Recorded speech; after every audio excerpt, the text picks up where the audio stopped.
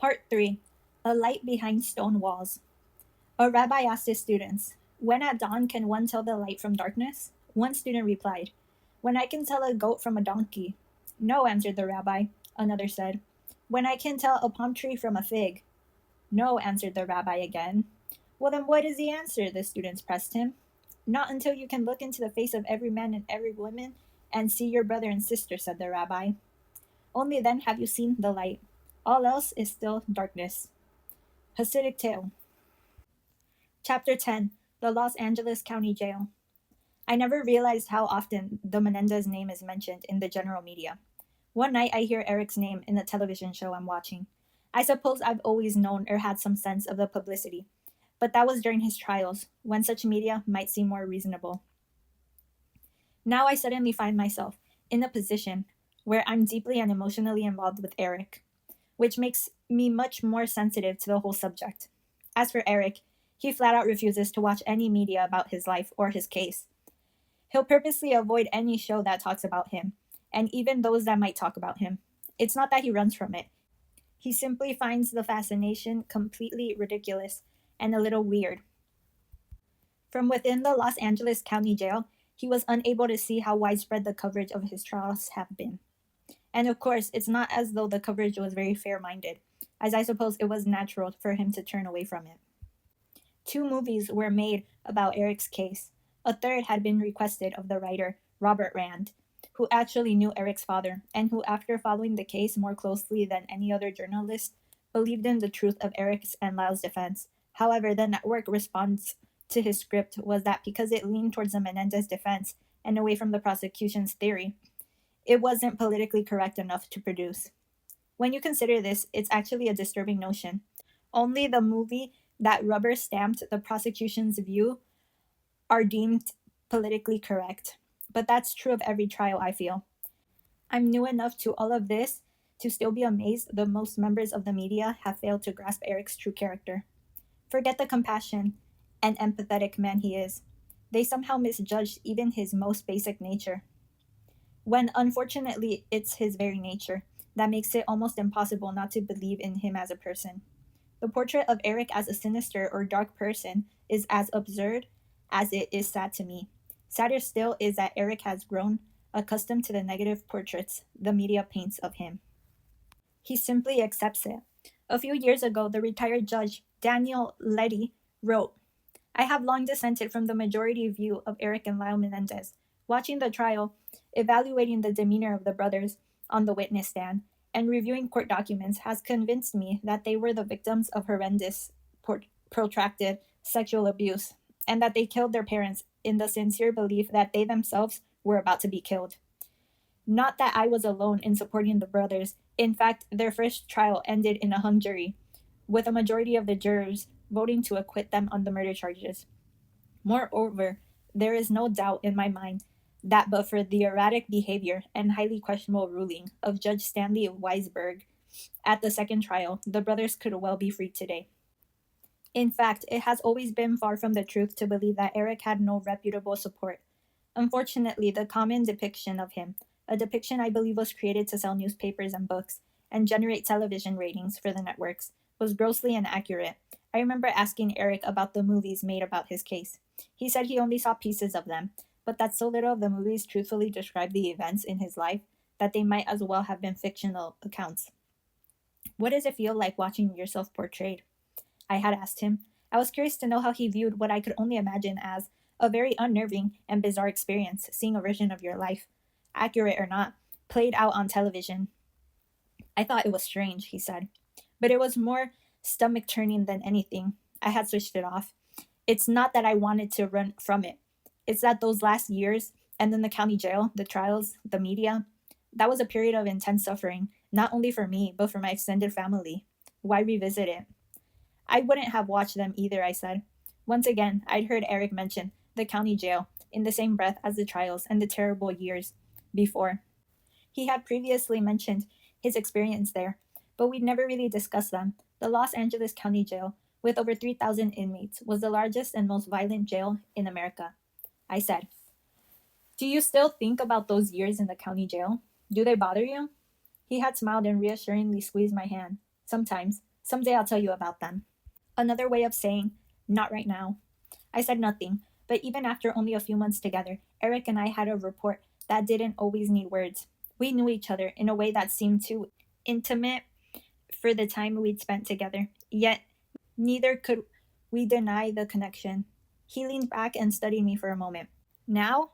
You want to hear about it now? He said. I smiled. He sighed, looked down for a long time, and took my other hand. All right, he says. Now I've told you that I was in Israel when the warrant for my arrest was issued, and how I found out about that, right? Yes, you wanted to get out of the country as quickly as possible, or face extradition from a prison in Israel. So I flew to London and phoned the police from there.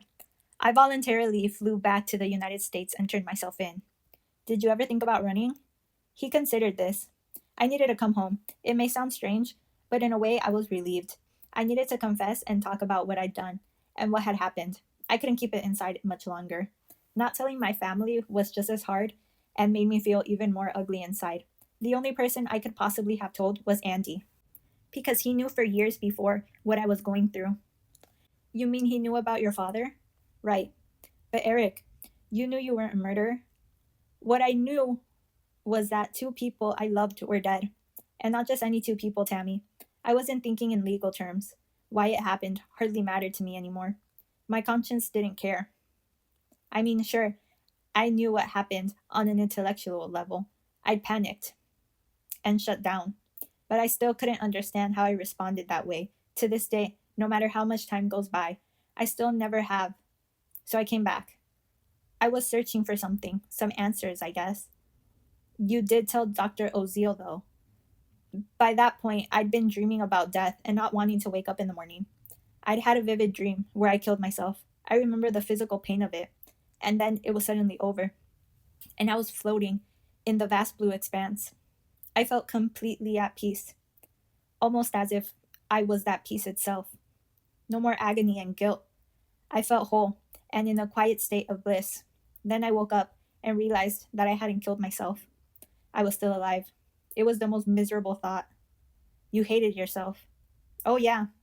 But more than that, I hated what I had done. And I couldn't really believe it. Or couldn't undo it. I knew I was drowning. That's why I came back. He fell silent. Then he said, anyways, I flew into Miami and was met by my Aunt Martha, my cousin Andy, and a couple of police officers. They treated me well. They didn't handcuff me or play rough. We just walked to the large empty room, all of us, and waited for the connecting flight. Then they saw me to the plane. They didn't come with you? No, just Andy did. They simply let you fly home alone? Right. Don't you think that's odd? Obviously, they didn't think you were a danger to the public. I wasn't. And I don't think Detective Zoller ever considered me a danger to the public. But I think sometimes you don't go to prison because you're a menace to society. Sometimes it's just for punishment. Forever is a very long punishment, Erik. He was quiet. I said, how would you feel if it was me that lived in your shoes? I'd want you home with me. Should I feel any differently? He looked at me for a moment and then shook his head. No. He squeezed my hand. Then he continued.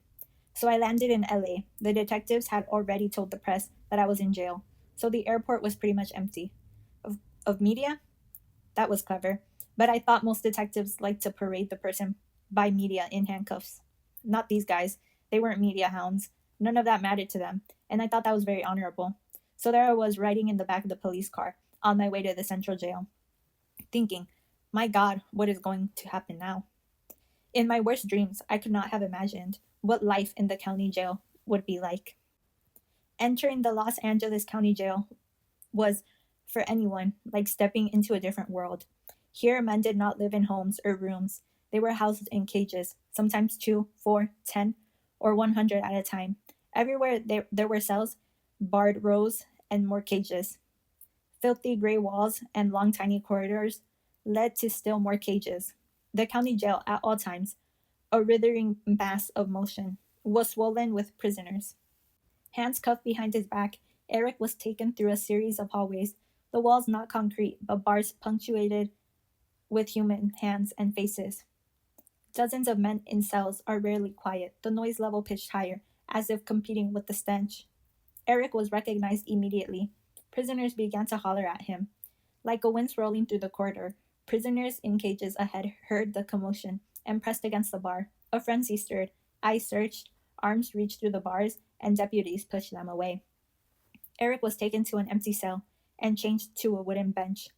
Without a word, the deputy swung the door closed and used a large brass key. Locked it. Erik was alone, but masses of prisoners swelled the cages around him. The jaw of the Los Angeles County Jail are its entry cells. Its sharp teeth are the bars. Beyond them, a citizen is stripped of all respectability in the eyes of society. He is now a prisoner, a criminal. A mere arrest is enough to cause respected friends to scatter. Suddenly, the police are no longer driven to protect him. They are no longer polite or respectful. They are paid to keep him within the walls and to keep order. Here he lives in a state of martial law.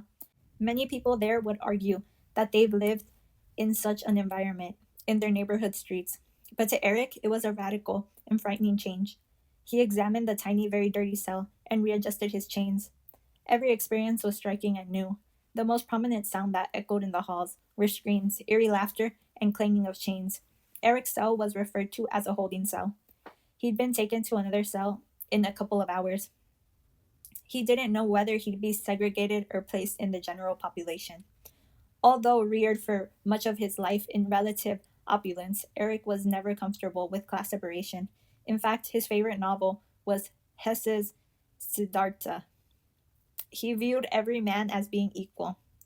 He saw birthright as arrogance. After all, what honor could be claimed from being born into wealth? But now his simple belief would be challenged by grim reality. There was no handbook that informed him of the do's and don'ts of jail life, and rich kids were a delicious kind of prey in jails.